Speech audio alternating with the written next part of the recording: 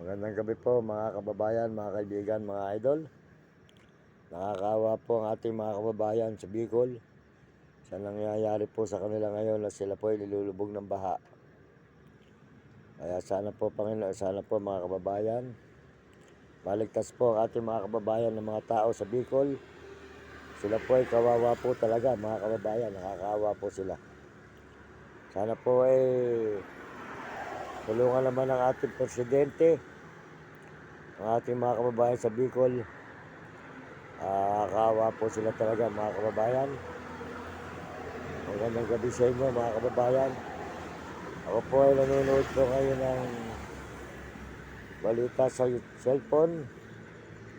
Marami po mga tao na mga nilubog ng mga bahay sa Bicol mga kababayan, mga idol.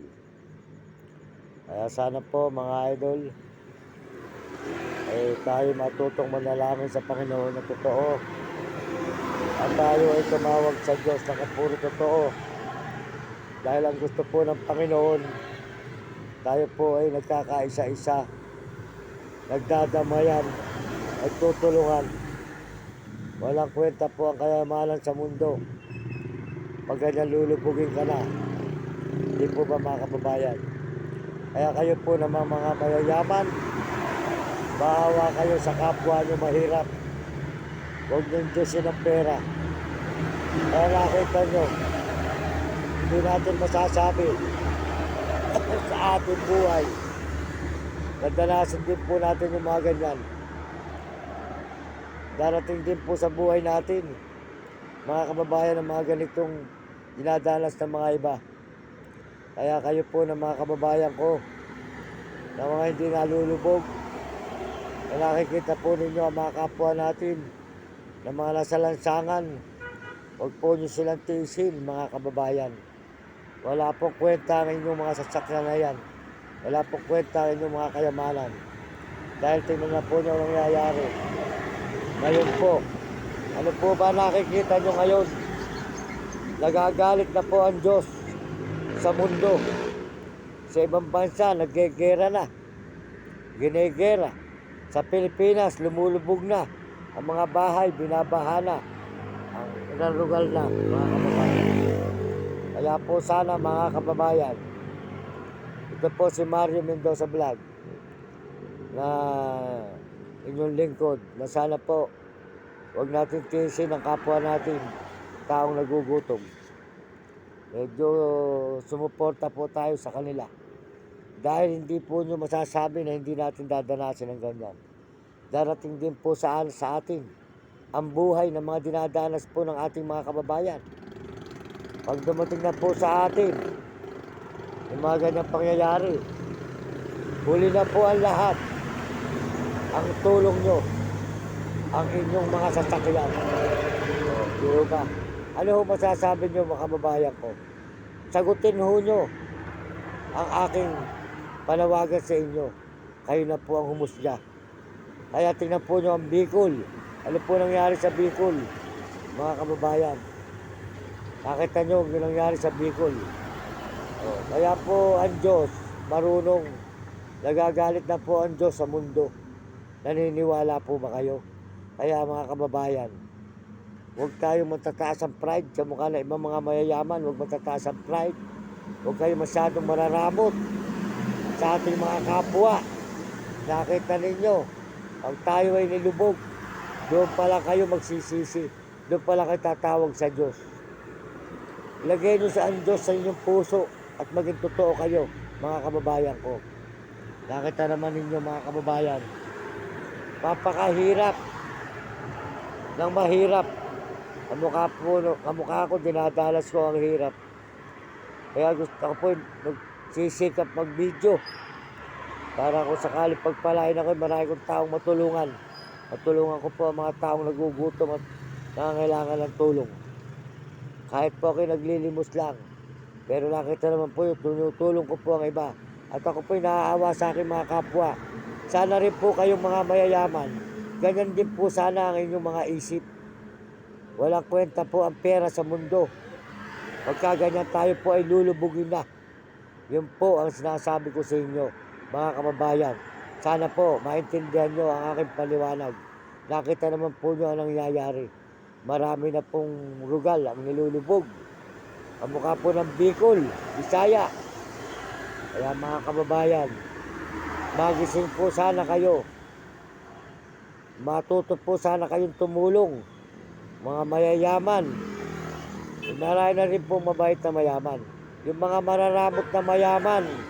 Kaya kayo, masasabi ko sa inyo, huwag kayong manghinayang sa konting pagtulong sa kapwa nyo.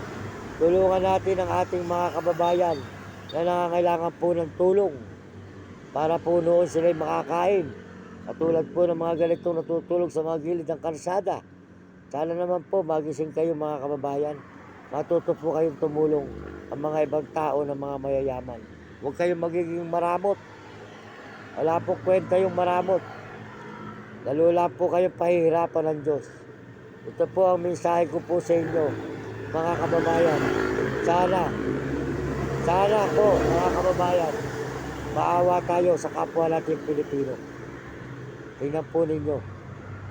Kung nangyari po sa Bicol ay mangyari dito sa atin, ano po ang inyong gagawin?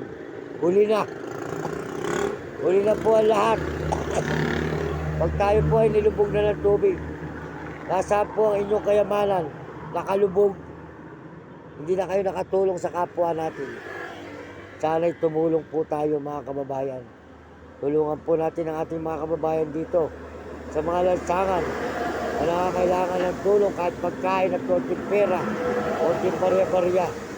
Huwag kayong manghinayang, mga kababayan ko, mga kaibigan. Mahirap po ang buhay na ito.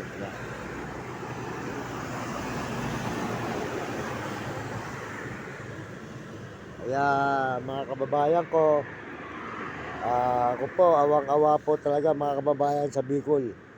Kung ako po ay meron, baka pumunta po ako ron, magbigay ako ng tulong. Wala po, mahirap pa rin po ako talaga. Kaya dito lang po sa pinupuntahan kong lugar, nakanghihingi po ako, kinakapos pa rin po ang aking pagtulong. Gawa po ng tayo walang wala. Kaya kung ako po naman ay meron, siguro po baka napuntahan ko yung mga kababayan natin. Kahit po pag 5 kilong bigas at mga dilata at saka po mga noodles, kape. Yun lang po ang kailangan nila mga kababayan. Kaya sana po, mga kababayan ko, sa buong mundo, huwag natin pabayaan ang mga kabuhan natin naghihirap sa mga lansangan.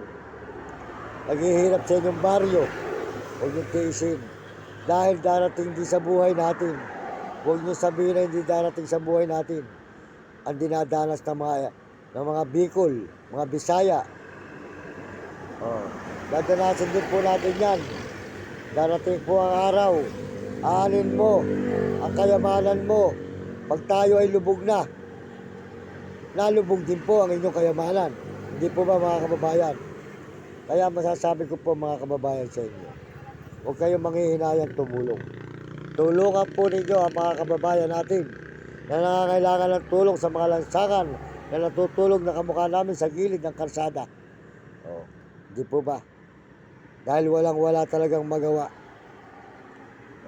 Kaya po mga kababayan, marunong po ang Diyos. Kaya hindi tayo pwedeng pagpantay-pantay na mahirap. Walang kwenta. Hindi naman pwedeng pagpantay-pantay na mayaman. Wala rin po kwenta. Kaya nga po kayo may mayaman para tulungan ang mahirap. Kaya nangyayari po, yung mahirap pa, ang tumutulong sa mahirap. Dapat yung mayaman ang tumutulong po sa mahihirap. Hindi po. Yung nangyayari mga kababayan. Kaya sana po, magising po ang mga tao na mga may kaya sa buhay na nadadaanan nila sa mga gilid ng kalsada, ay suportahan naman po ninyo mga kababayan.